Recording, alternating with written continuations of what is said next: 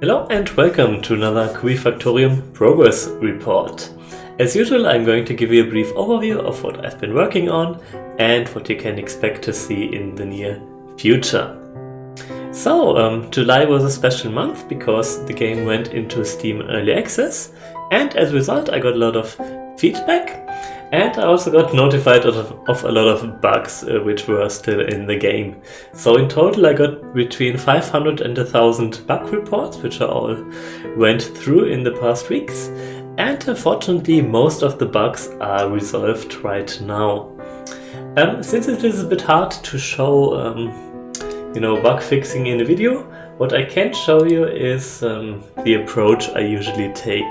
So I do a lot of test-driven development, which means that I write little scenarios and tests to exhibit certain types of behavior. And I have a total of about 400 tests now, all of which, or most of which, pass now. And can just show you two so that you can get an impression of how they work.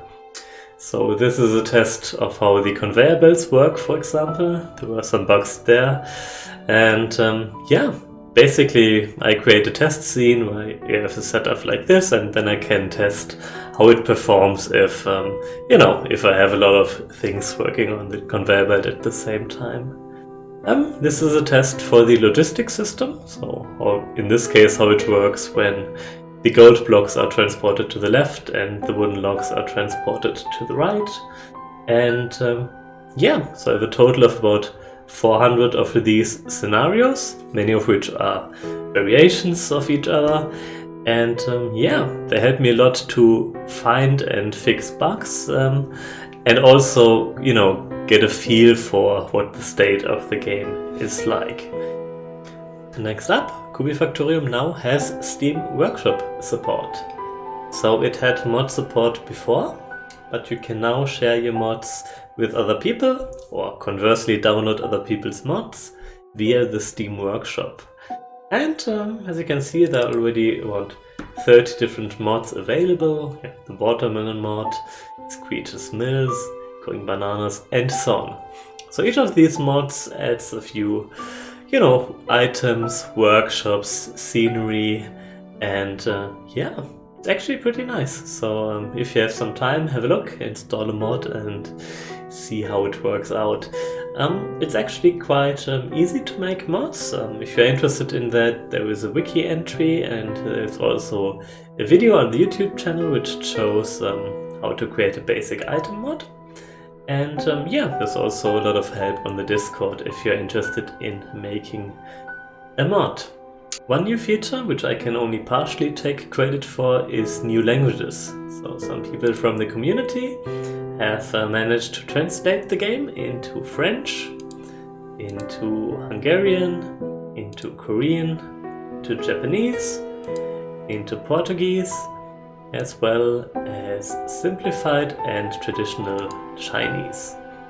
So huge thanks to all the players who did this.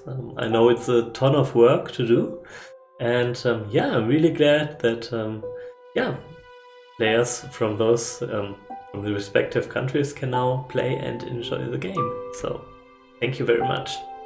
Speaking of new features, we now have pastures in the game. So you can build pastures as you build farms and other zones, and once you've built a pasture, you can select it and select an animal which you want to have in this pasture. And you can basically assign your colonists to be ranchers, and when they are, they will tame animals which are in your vision range and bring them to your colony.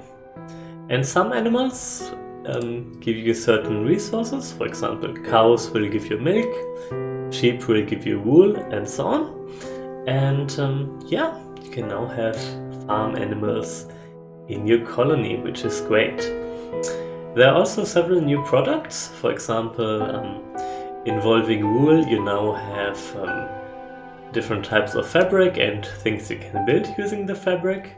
But there's also cacao plants and several new buildings and products have been added to the game. One other thing that was added is the product Encyclopedia. If you remember, before we had this production tech tree thing, but basically I've replaced that with this product Encyclopedia.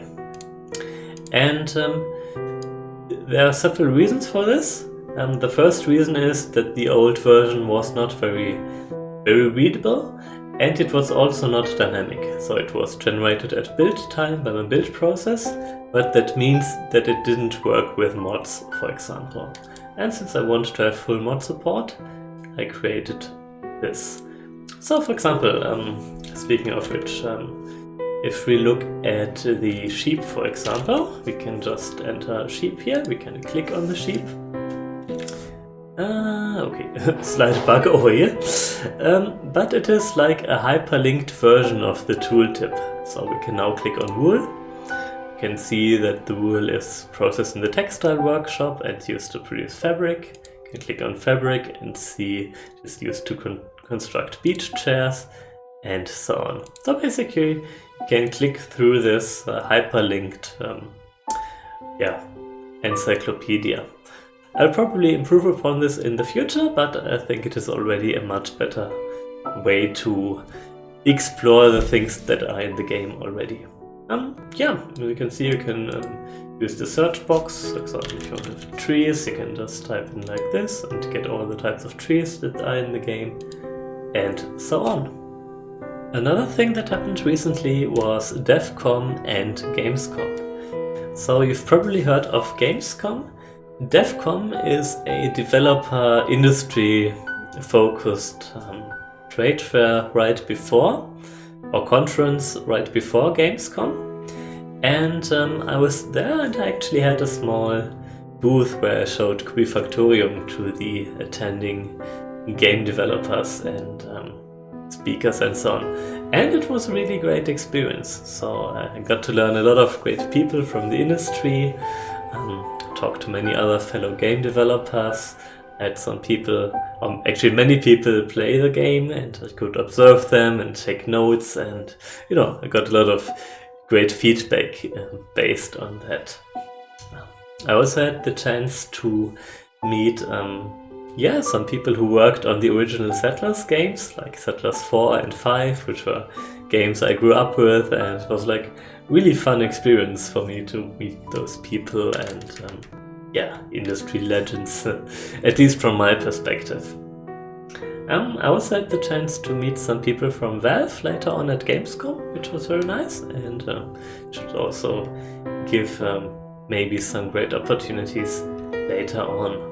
So it was a very, very exhausting week at Devcom and Gamescom, but got to learn quite a few great people and had a great time in general, and learned a lot about how I can improve the game and make it more accessible, more fun, and better in general in the future.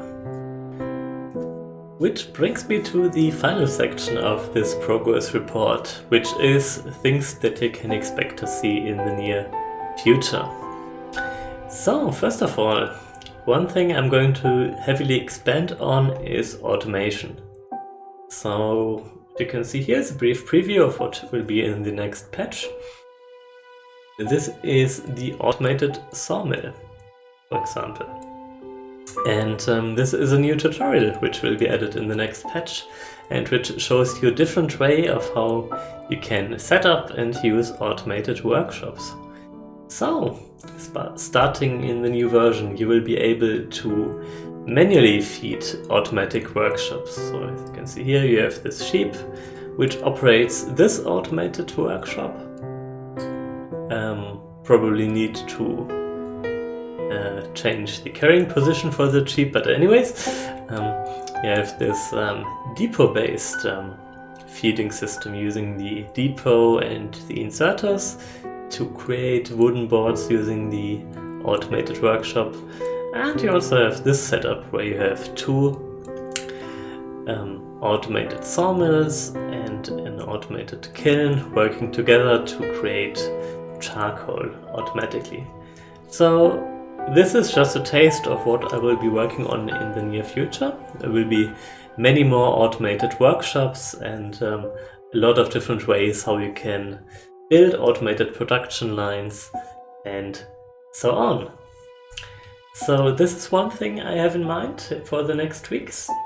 Then there are obviously more bug fixes which I need to do. So there's still some tests which are failing and a handful of other known bugs which I will get around to solve.